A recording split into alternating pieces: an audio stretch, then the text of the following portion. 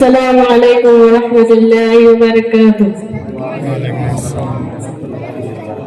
الحمد للہ رب العالمین والصلاة والسلام علی سید المرسلین، اما بعد فاعوذ باللہ من الشیطان الرجیم، بسم اللہ الرحمن الرحیم۔ پڑھیے الصلاة والسلام علیک یا رسول اللہ وعلى آلك وأصحابك يا حبيب الله، الصلاة والسلام عليك يا نبي الله وعلى آلك وأصحابك يا نور الله۔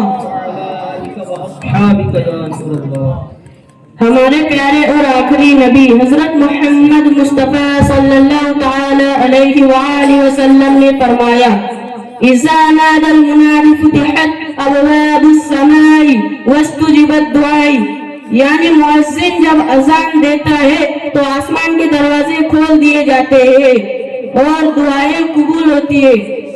مسلمانوں کو نماز میں شرکت کی دعوت دینے کے لیے بلند آواز سے کہے جانے والے کلمات اللہ اکبر کو اذان کہتے ہیں۔ اذان مسلمانوں کی عبادات میں سے ایک عبادت ہے۔ اللہ پاک کی رضا کے لیے اذان دینے والے اور اس کا جواب دینے والے کو بہت ثواب ملتا ہے۔ اذان کی بہت ساری برکتیں ہیں، جیسے کہ اذان سے ڈر اور خوف ختم ہو جاتا ہے۔ جب نماز کے لیے اذان دی جاتی ہے تو شیطان وہاں سے بھاگ جاتا ہے۔ جہاں پر اذان ہوتی ہے وہاں رحمت نازل ہوتی ہے۔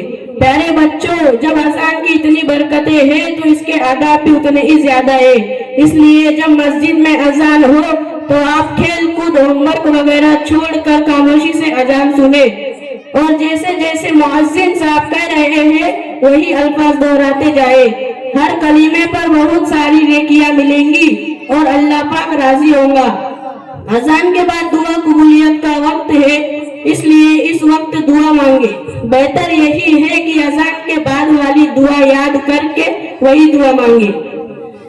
اللہ پاک ہمیں اذان کی اہمیت و فضیلت کو سمجھنے اور اس پہ عمل کرنے کی توفیق عطا فرمائے، آمین بجاہ خاتم النبیین صلی اللہ علیہ وسلم۔ ہمارا مطلوب مقصد کیا ہے؟